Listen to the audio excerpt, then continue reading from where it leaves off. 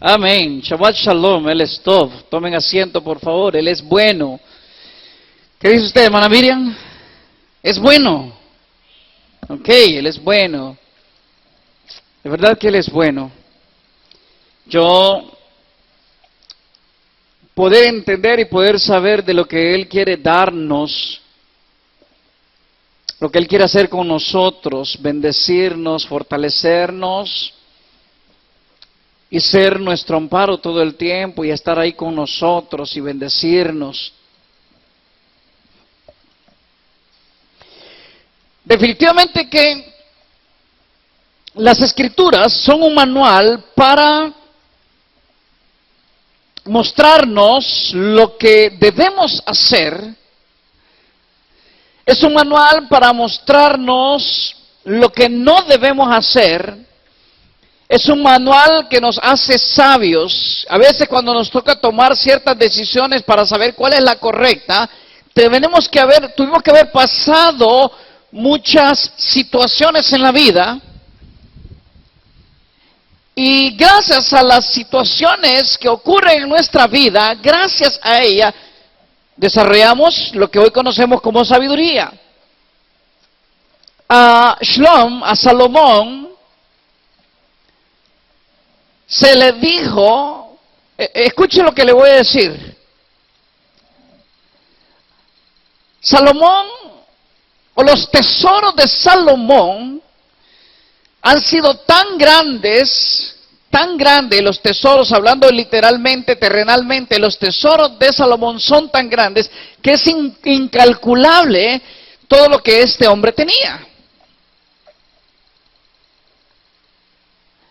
Pero había algo que Salomón deseaba, y yo creo que el deseo en el corazón de él hizo que Yahú le diera todo lo que él llegó a tener.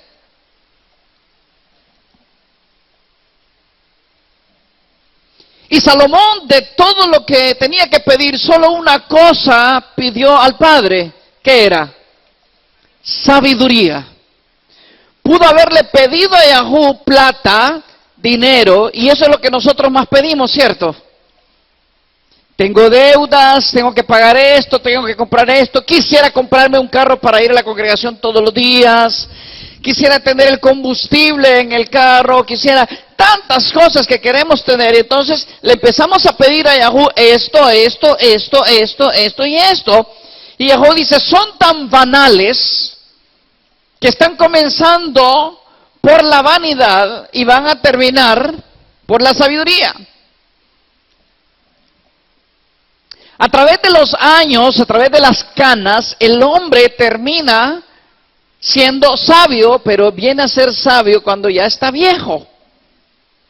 Cuando ya no le dan ganas de andar en un carro del año o un camello del año. Porque se acostumbraron a los maltratos, que ya no saben la diferencia entre un maltrato y una caricia. Y eso nos ocurre a todos. Y anoche hablaba acerca de recuperar la juventud. Volver a la juventud. Recuperar la juventud. Anoche hablaba de eso. Así es que recuerdo que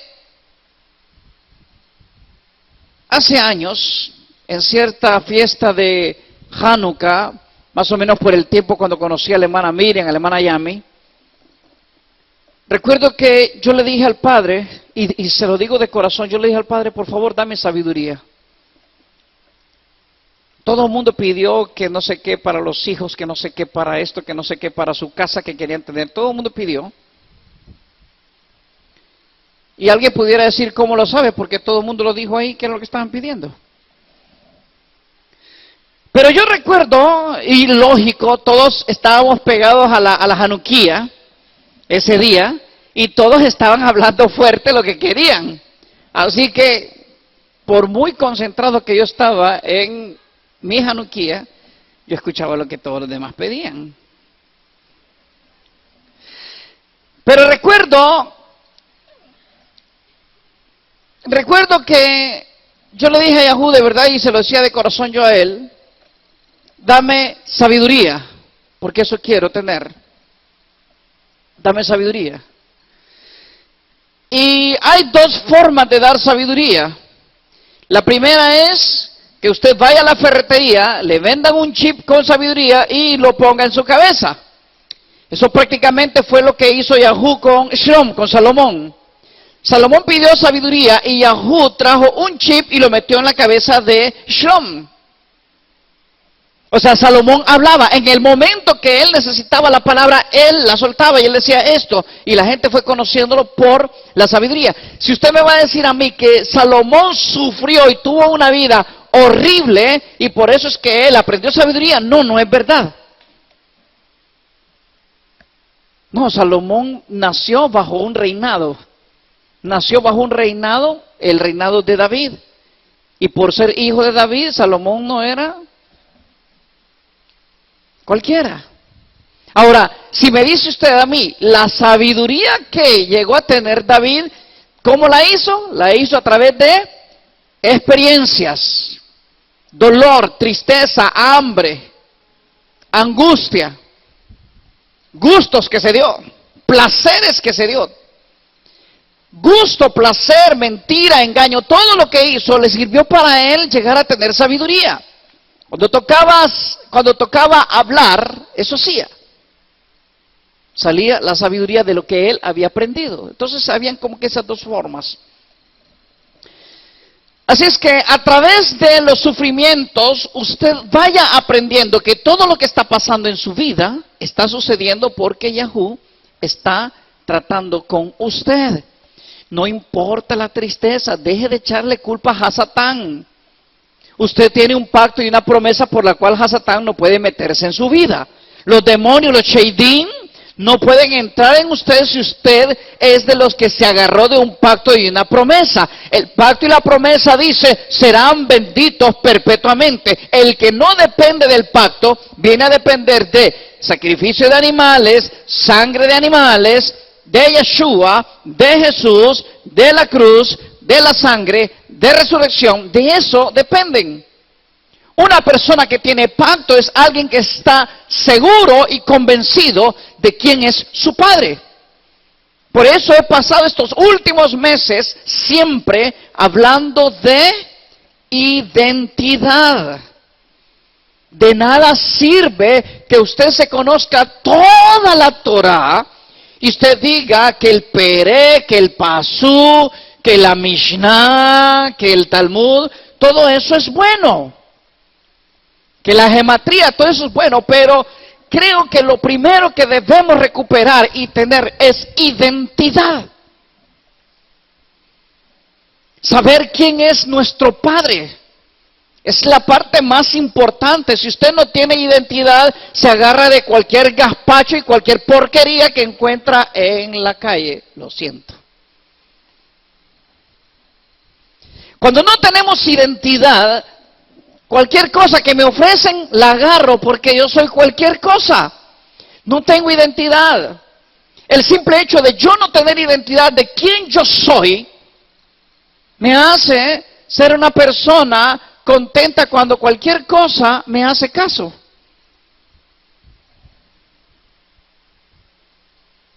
O sea, la importancia de recuperar mi identidad como hijo de Yahú me sirve no solamente para el área espiritual, sino también para el área terrenal, porque soy una persona segura, soy una persona con convicciones, soy una persona clara para dónde va, quién es. Y eso es lo que no tenemos muchos. Muy religiosos, muy Rambo, pásame la bazooka, muy Sicamanda aquí, muy Sandra la banca y todas estas cosas. Muy espirituales, muy profetas, muy conocedores de la Biblia. Pero a la hora, cuando estamos solos nos damos cuenta que tenemos una falta de amor impresionante porque no nos amamos. Nos damos cuenta que somos inseguros, inestables. Y todo eso nos hace que el día que alguien nos hace caso, ¡ay, mi príncipe! O mi princesa. Porque estamos inseguros de lo que somos. Ok.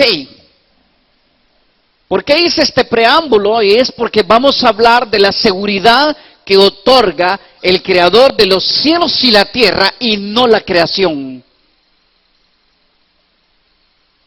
Hay quienes son hijos de la creación y hay quienes son hijos del Creador. Yo quiero que usted se vaya enfocando en lo que significa ser hijo del Creador y lo que significa ser hijo de la creación. Cualquier cosa que esté debajo de los cielos es creación. Cualquier cosa que esté debajo de Yahú es creación. O sea, solo hay un creador, uno nada más. Todo lo demás es creación.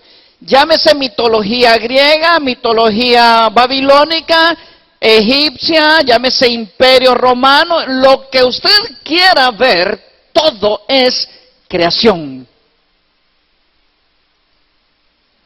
Yahú está esperando de nosotros que logremos llegar a conectarnos con con los creadores o con el Creador.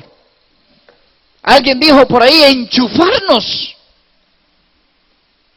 Hay que enchufarnos con el Creador, conectarnos con el Creador. Ok, estamos en la Parashá 53 que tiene por nombre Haazinu.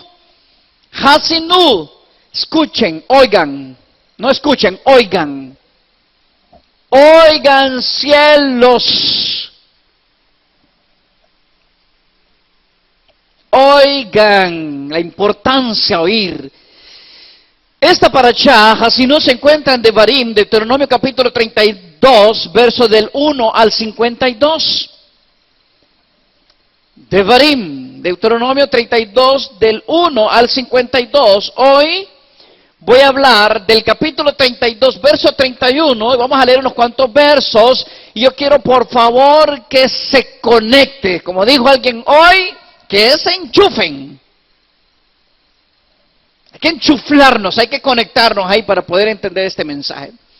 Dice entonces Devarim capítulo 32, verso 31, que la roca de ellos no es como nuestra roca. Oiga bien, la roca de ellos no es como nuestra roca, y nuestros enemigos sean de ellos jueces.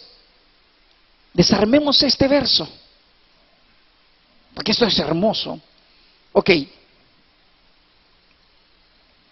En estos tiempos hay un pueblo de Israel,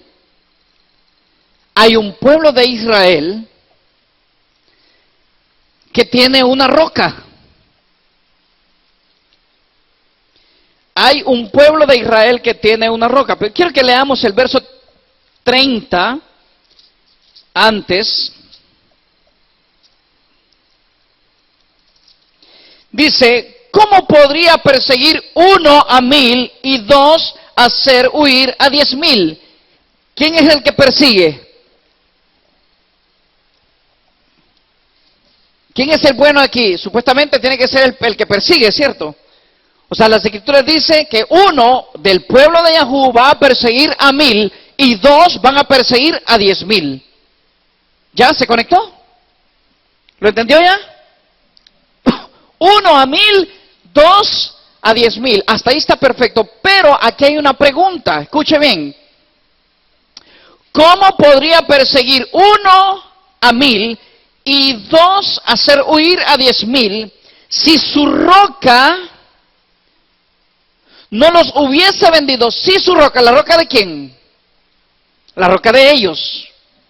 Y estamos hablando del pueblo de Israel. No estamos hablando de enemigos. Pueblo de Israel decidieron tener su propia roca. ¿Ok?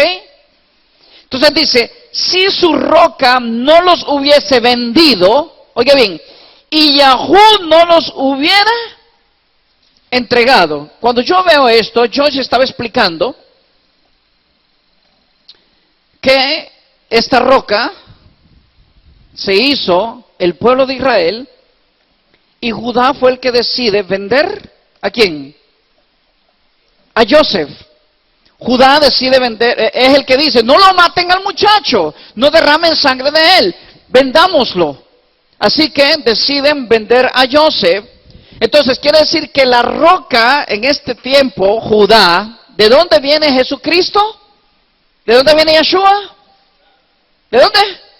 De Judá. Entonces Yeshua para el cristianismo es, ¿qué cosa? La roca. Ok, si es la roca, pero aquí está diciendo que la roca, Judá, decide vender a Joseph. Así que Judá vende a Joseph. Aquí es donde vamos a empezar a entender la diferencia que hay. Todo el mundo dice, Yeshua es judío. Entonces, porque pertenece al reino del sur. Así que la roca que ellos, las gentes, decidieron seguir, siguieron a Judá. Judá es el que dice, no maten al muchacho. No vayan a matar a Joseph. Mejor, ¿qué hagamos?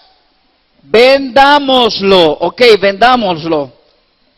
Volvamos, por favor, otra vez para que lo lean entonces y empiece a tener sentido para ustedes.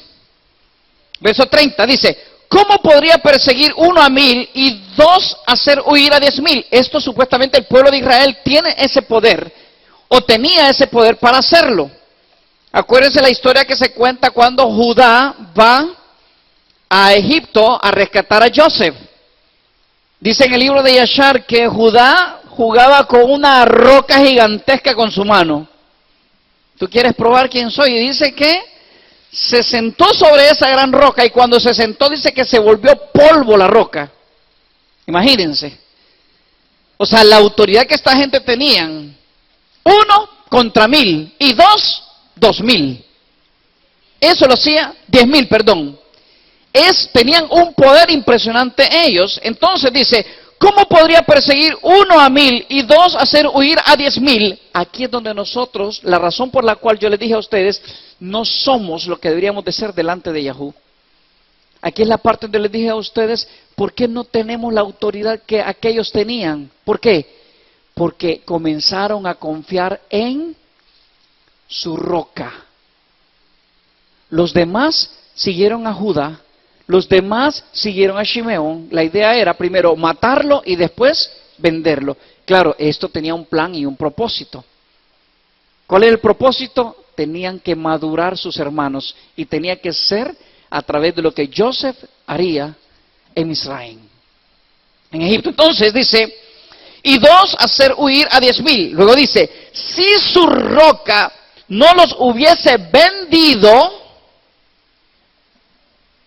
si su roca no los hubiese vendido y Yahú no los hubiera entregado. Acuérdense que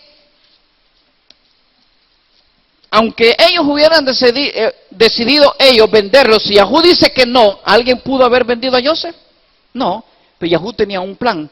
Entonces su roca fue en Judá. Sigamos a Judá, Judá es la roca, y entremos entonces, hagamos nuestro negocio, vendamos a Joseph, y viene Yahú y dice, ok, necesito que lo vendan, así que yo no voy a hacer nada en favor del muchacho, véndanlo. Y vendieron a Joseph. Entonces vamos al verso 31. Así que dice el verso 31, dice que la roca de ellos no es como nuestra roca. Judá. Aquí hay 2 rocas. Una es Judá y la otra es Yahú. ¿Cuál de las 2 rocas será más pesadita? Yahú, ¿verdad?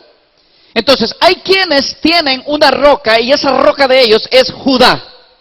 De Judá sale la roca que para ellos es Yahú mismo. Pero nosotros tenemos nuestra roca inconmovible que es Yahú Sebaot, Yahú de los ejércitos. Entonces dice que la roca de ellos no es como nuestra roca, definitivamente. Hay quienes van a confiar en esa roca y hay quienes van a confiar en la roca inconmovible. Ok, dice entonces, y nuestros enemigos sean de ellos jueces. Ok, nuestros enemigos, ¿quiénes son? ¿Quiénes son los enemigos del pueblo de Israel? Roma. Roma. Entonces, pero Roma inventó esta roca, espero que me vayan entendiendo, construyó esta roca, Roma, y esta roca que construyó Roma se volvió el juez de ellos. O sea, a ver si me doy a entender. Jesucristo, no Yeshua, no el hijo de Yahú, no mi hermano, no alguien al mismo nivel mío, sino a alguien. Roma les construyó a alguien que va por encima y que es el mismo Yahú revelado en carne aquí en la tierra, y él se convirtió en el juez de ellos. O sea, no estoy hablando de Yeshua, estoy hablando de lo que la gente hizo de él. Ellos decidieron tener esto como su roca, como su salvador, como su Eloa, como su Yahú, y cuando ellos toman esta decisión, entonces sucede lo siguiente: esta roca se convierte en su juez. ¿El juez qué hace? Dicta leyes. Así que las leyes que el juez le está dictando a este pueblo son leyes totalmente diferentes a las leyes que Yahú, el Eloa, de nuestros padres, prometió a nosotros. ¿Me doy a entender? Quiero volver nuevamente, que la roca de ellos no es como nuestra roca. Perfecto. Y nuestros enemigos, Roma, sea de ellos jueces.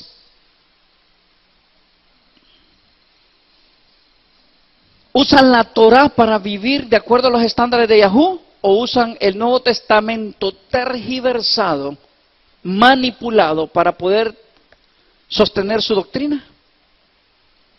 Pero esto se pone mejor todavía. Verso 32 dice: porque de la vid de Sedom, ¿Sedom qué es? Sodoma. Porque de la vid de Sedom es la vid de ellos. ¿Qué es la vid? Es el vino. Así que Sodoma les dio del vino de su fornicación a ellos, a este grupo que cree en esta roca, y ese vino hizo que ellos se volvieran fornicarios. ¿Por qué? Porque están tomando algo, Santa Cena, Pesaj, con vino, y al hacerlo están fornicando contra Yahú, porque Yahú no mandó eso. Vuelvo nuevamente. Porque de la vid de Sedom, de Sodoma, es la vid de ellos, y de los sarmientos de Amorá. ¿Qué es Amorá? Gomorra.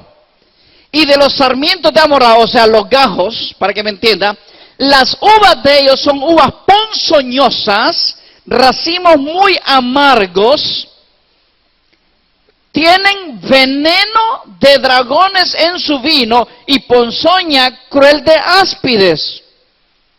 Así que cuando se está haciendo un ritual, disque para Yahú, utilizando el vino y el pan, haciendo la Santa Cena, porque esto es lo que hace la comunión entre ellos. La comunión no la está haciendo Yahú, la comunión la está haciendo el pan y el vino, que va contra la Torah de Yahú, porque no está escrito en ninguna parte de las escrituras que se haga este ritual. Dice entonces: veneno de dragones es su vino y ponzoña cruel de áspides. ¿Usted tiene idea de cuánto nosotros nos tenemos que apartar, limpiar, purificar? ¿Por cuántos años en el cristianismo se hizo, en el mesianismo se hizo, en el judaísmo se está haciendo? Y no es Torah. Está contra la Torah esto. Mire lo que sigue diciendo, dice, ahora hace una pregunta, escuche bien por favor, preste atención a esto. Dice: ¿no tengo yo guardado, sellado en mis tesoros? ¿No tengo yo esto guardado, sellado en mis tesoros? Entonces la pregunta es: ¿cuáles son los tesoros de Yahú? Dígame. Vamos. ¿Cuáles son los tesoros de Yahú? ¿Ah? ¿Cuáles son los tesoros de Yahú? Háganse esa pregunta, por favor. Algunos hermanos que están en otros países, ¿cuáles son los tesoros de Yahú? Dígame. ¿Ah? Israel. Ah. Yahú te bendiga, ¿oíste? Ok, Shemot capítulo 19, verso 5 dice: ahora pues, si escuchan mi voz y guardan mi pacto, eso era todo. Se enchufló. Ok, dice: ahora pues, si escuchan mi voz y guardan mi pacto, solamente eso. Ustedes serán mi especial tesoro sobre todos los pueblos, porque mía es toda la Eretz. ¿Qué serán ellos? Mi especial tesoro. Ahora, ser su especial tesoro significa que tenemos que estar sacudidos de toda la mentira y el engaño que nos ha metido Grecia, Babilonia, Roma, Misraim. Todo esto nos tenemos que limpiar. Por eso constantemente el mensaje debe ser: purifíquense, límpiense, apártense. Busquen al Eloa de nuestra salvación. Busquen a Yahú.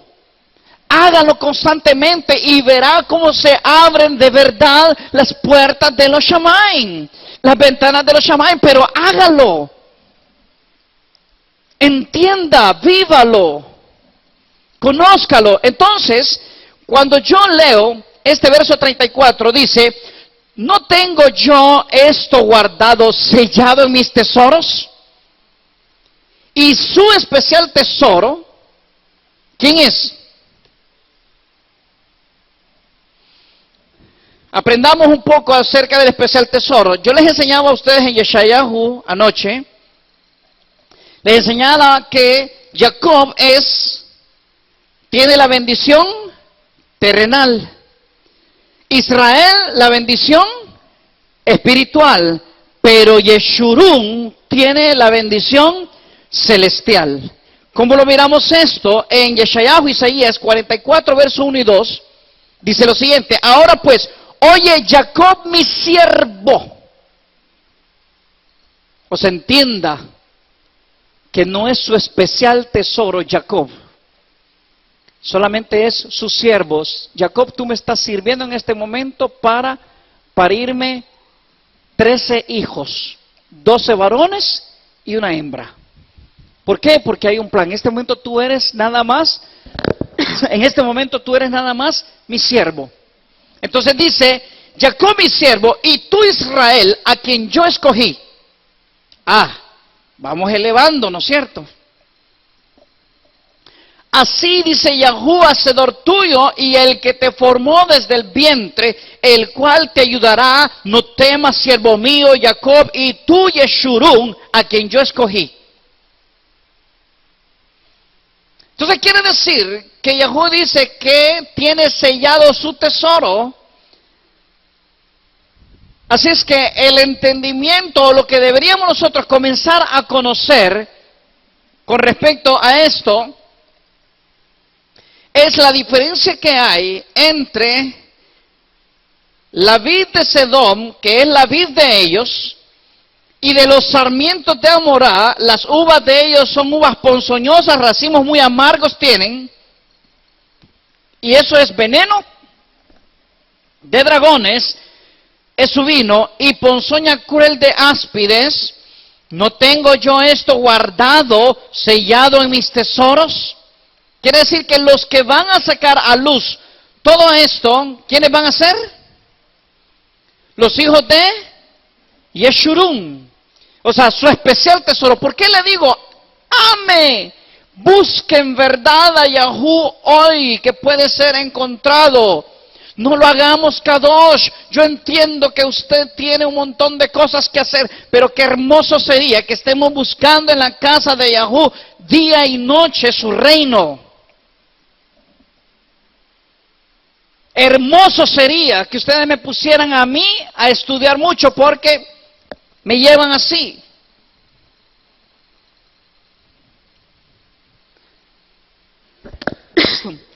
Así que dice entonces: así ha dicho Yahú, hacedor tuyo, y el que te formó desde el vientre, el cual te ayudará. No temas, siervo mío, Jacob, y tú Yeshurun, a quien yo escogí.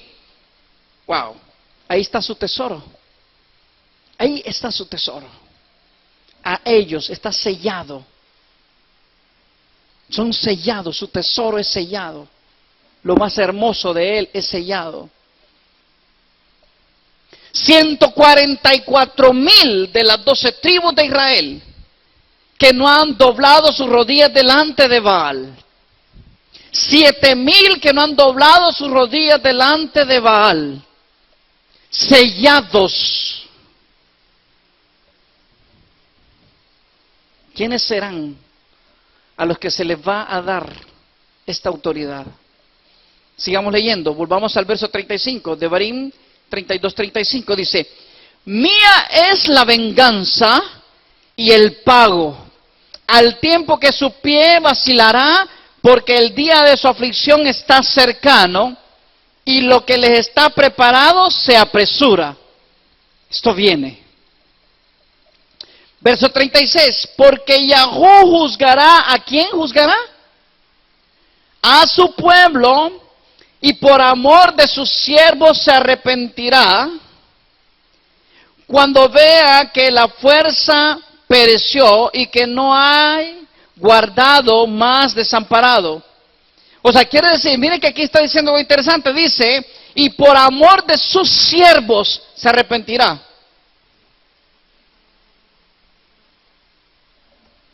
Se supone que nosotros estamos trabajando en este lugar para que lleguemos a ser hijos y que comencemos a recuperar identidad de hijos. Ahora, por supuesto, entienda algo, no todos los que están en este lugar van a ser hijos.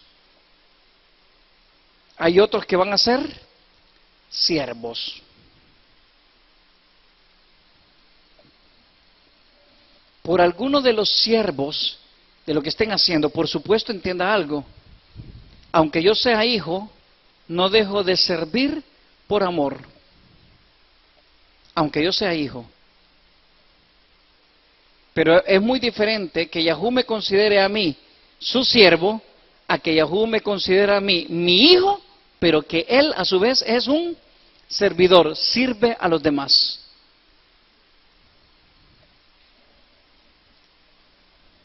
Aquí se pone buena la cosa. Verso 37. Y dirá, ¿dónde están Eloheimo? ¿Dónde están sus dioses? La roca en que se refugiaban. Perdóneme, solo conozco un pueblo que habla de que su Eloa o su Dios es la roca.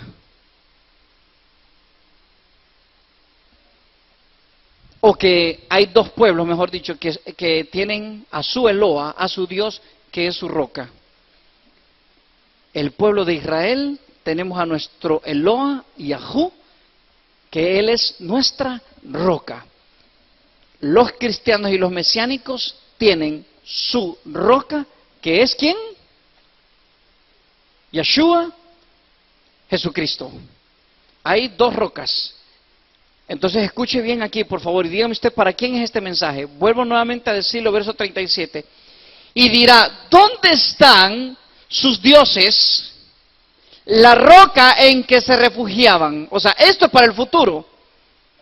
¿Dónde está escondida su vida? Está escondida en Jesucristo, a mi roca.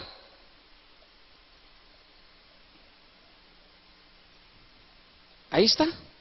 Hay dos rocas, ya le dije.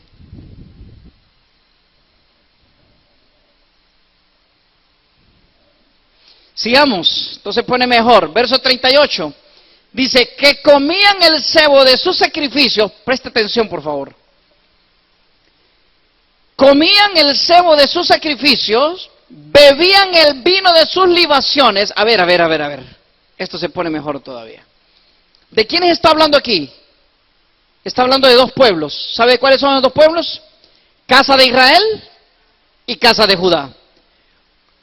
¿Quiénes son los que hacen sacrificios o hacían sacrificios y se comían los cebos de sus sacrificios? Israel en el desierto y algunos mesiánicos y judíos de este tiempo. Ya los evangélicos cristianos no hacen eso. En vez de eso, en vez de matar un cordero, ellos tienen su roca, su Jesús, su Dios que murió por ellos en la cruz del Calvario, en el madero, y ellos, ¿qué es lo que hacen entonces ellos?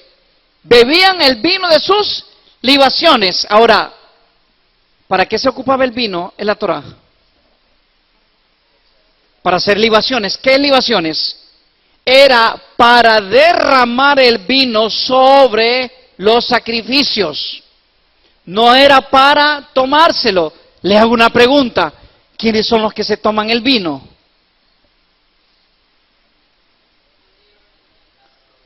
Judíos en Pesach, 4 copas, mesiánicos y cristianos, casa de Israel.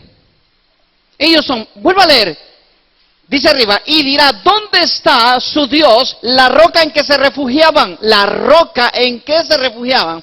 Y dice, que comían el cebo de sus sacrificios, bebían el vino de sus libaciones, levántense, que los ayuden y los defiendan. O sea, en aquel día, ¿cree usted que a por quien hacían sus libaciones, pero libaciones no eran para la carne, sino que eran libaciones para tomarse el vino?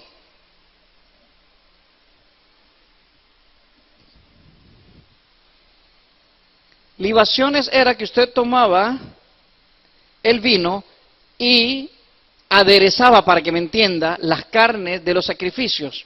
Echaba el vino sobre la carne. Eso se llama libaciones. Pero el cristianismo y los mesiánicos y alguna parte del judaísmo, ¿qué es lo que hacen ellos? ¿Ah? Lo echan sobre el sacrificio, o lo echan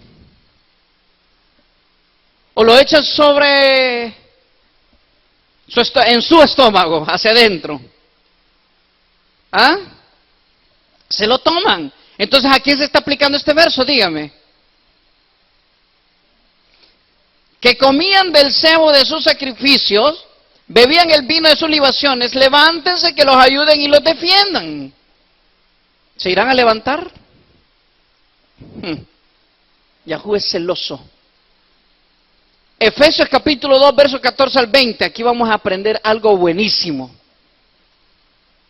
Efesios 2, 14 al 20 dice, porque Él es nuestra paz, que de ambos pueblos hizo uno, derribando la pared intermedia de separación, aboliendo en su carne las enemistades, la ley de los mandamientos expresados en ordenanzas, para crear en sí mismo de los dos un solo y nuevo hombre, haciendo la paz. El verso 16 es el que me revienta todo. ¿Leyeron el verso 16? Dice, y mediante la cruz, reconciliar con Elohim, con Dios, a ambos en un solo cuerpo, matando en ella las enemistades. Quiere decir que cuando alguien lee este verso, está diciendo, es necesario creer que Jesucristo, Yeshua, murió en la cruz, en el madero, derramó su sangre y gracias a su bendita muerte y su resurrección, ahora somos salvos de la ira. Y Él reconcilió a ambos pueblos. Los cristianos dicen a los judíos y a la iglesia gentil. Los mesiánicos dicen a ambas casas, a la casa de Israel y a la casa de Judá, los reconcilió y los volvió uno. Pero ellos, ¿a quién necesitaron para que hicieran esto?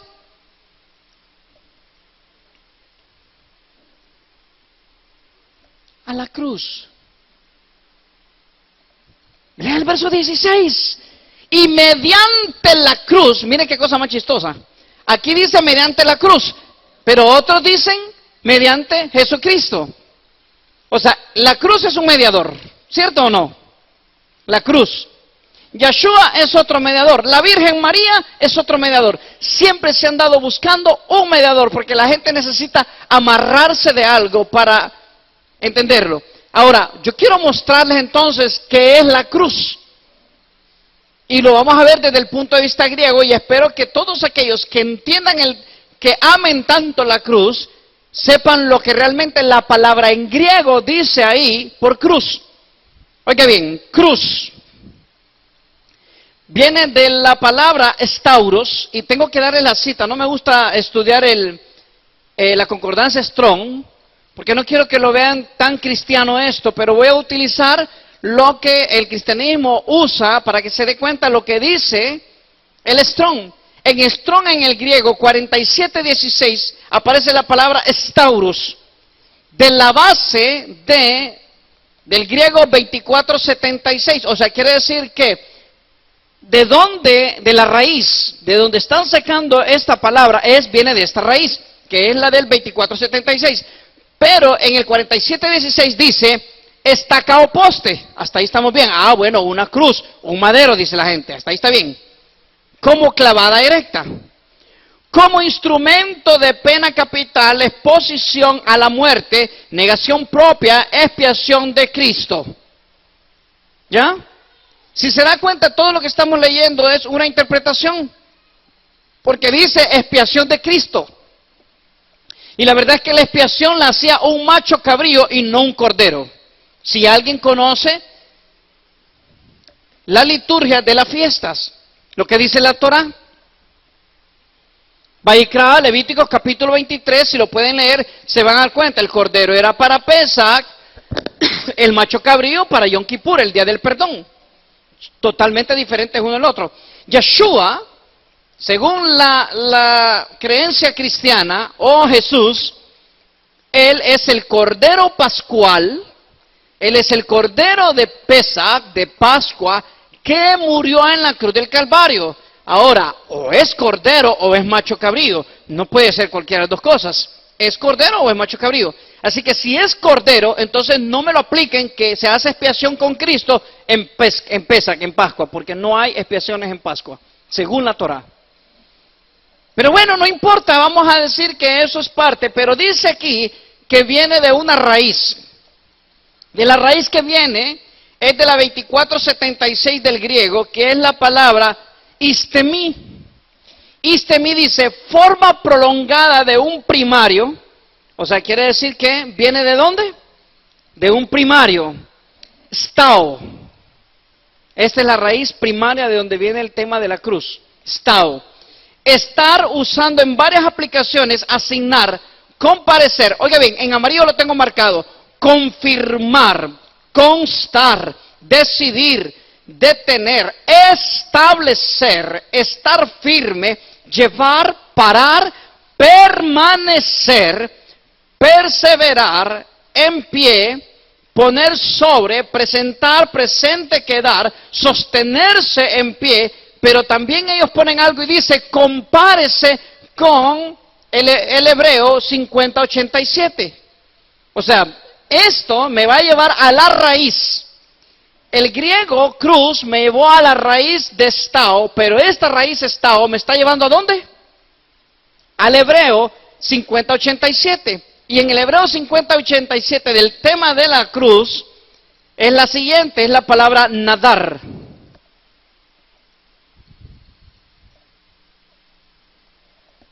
Es la palabra nadar. Nadar, raíz primaria, promesa. ¿Qué le parece? Promesa, hacer o dar algo a Elohim, hacer, pagar votos, prometer, voto. Entonces quiere decir que cuando yo estoy leyendo Efesios capítulo 2, verso 16, dice, y mediante la cruz, en las Biblias cristianas, reconciliar con Elohim a ambos en un solo cuerpo, matando en ellas las enemistades. Pero cuando yo sé que la raíz primaria, en vez de un palo, un madero, una cruz, la raíz primaria entonces sería confirmar, establecer, estar firme, permanecer y promesa. Quiere decir entonces que si yo pongo esta palabra, una de estas palabras, en vez de la cruz, entonces ¿cómo se leería ese verso? Y mediante, ¿cómo? Y mediante la promesa, reconciliar con Elohim a ambos en un solo cuerpo, matando en ellas las enemistades. ¿Quién es la promesa? Isaac. ¿Por qué tenemos enemistad tú y yo cuando somos hermanos? Pero se armó una cruz, se le puso ahí porque eso fue lo que tradujeron ellos del tema cruz.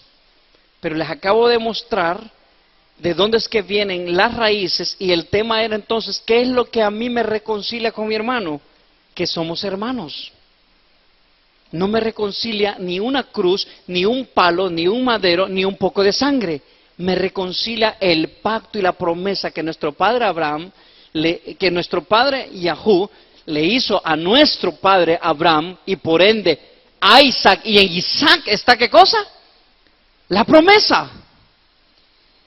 En Isaac está la promesa. Entonces, ¿de qué deberíamos pegarnos?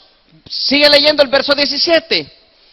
Y vino y anunció las buenas nuevas de paz a ustedes que estaban lejos y a los que estaban cerca. O sea, ¿qué fue lo que Yahú estableció en Isaac? En Abraham estableció el pacto, en Isaac fue la promesa. ¿Qué promesa? Ahora le hago una pregunta, ¿por qué entonces aparece un carnero, en vez de Isaac, un carnero con los dos cuernos en los arbustos, amarrado de los dos cuernos? ¿Por qué los dos cuernos? ¿Por qué eran dos cuernos? Porque la idea era que en el carnero, oiga bien, en el carnero pudiéramos encontrar entonces la promesa para que hiciera una reconciliación de ambos pueblos, casa de Israel, un cuerno, casa de Judá, otro cuerno. Entonces la promesa nuestra está en el carnero. Yo le decía a la gente, ¿por qué es tan importante el carnero?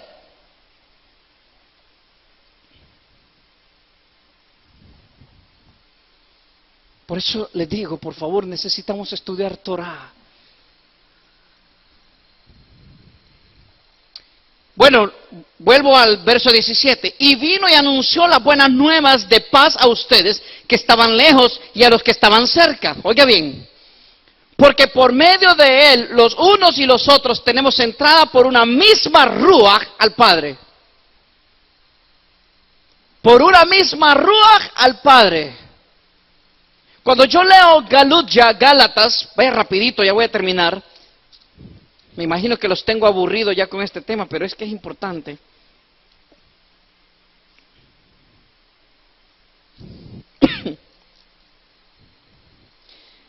Gálatas capítulo 4, Galuya capítulo 4, versos 28 y 29 dice, así que hermanos, nosotros como Isaac, somos hijos de ¿qué? De la promesa, no hijos de la cruz. Somos hijos de la promesa. Dice, pero como entonces el que había nacido según la carne, perseguía al que había nacido, ¿qué? Según el Espíritu.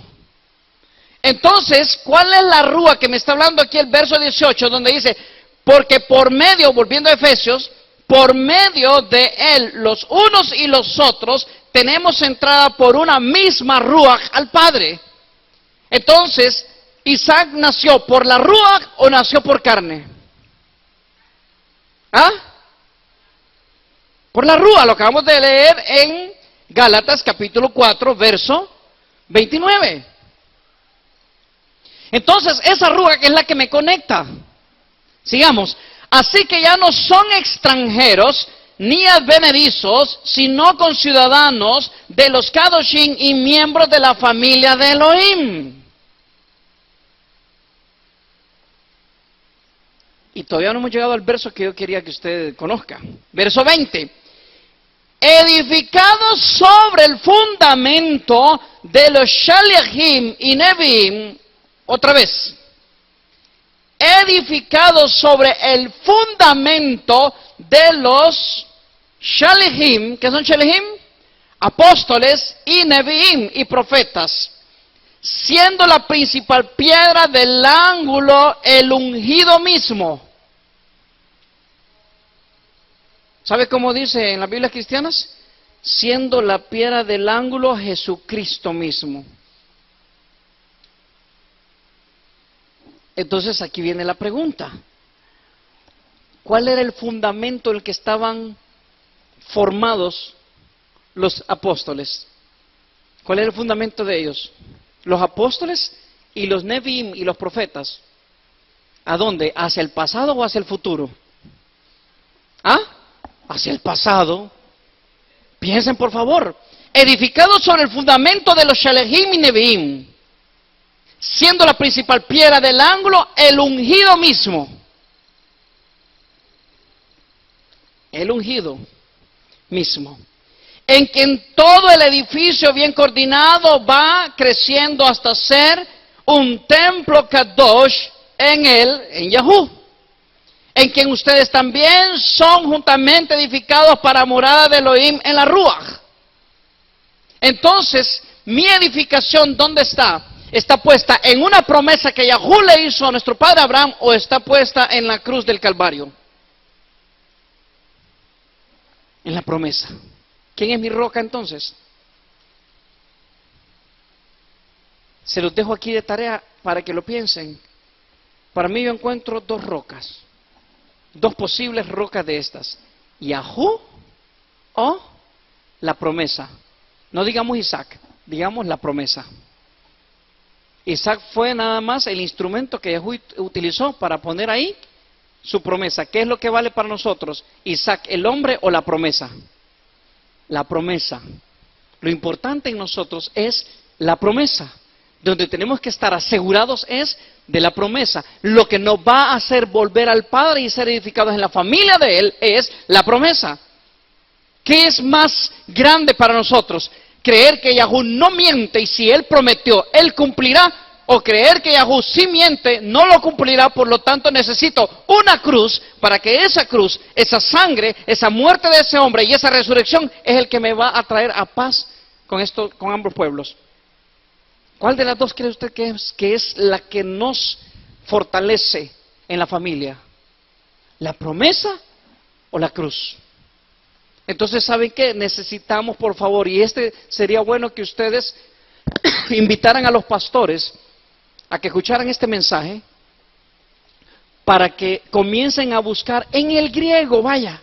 Para nosotros el griego es segunda lengua, no es importante. Tercer lengua, no es importante. Pero ¿sabe una cosa? Cuando usted estudia el griego palabra por palabra y ve lo que significa, se empieza a dar cuenta que el error no está ni en el griego, ni en el arameo, ni en el hebreo, sino que está en la traducción e interpretación que hicieron todos los seguidores de la Iglesia Católica, del Imperio de Roma. Y todo el mundo sabe que la Iglesia evangélica protestante sale de la Iglesia Católica.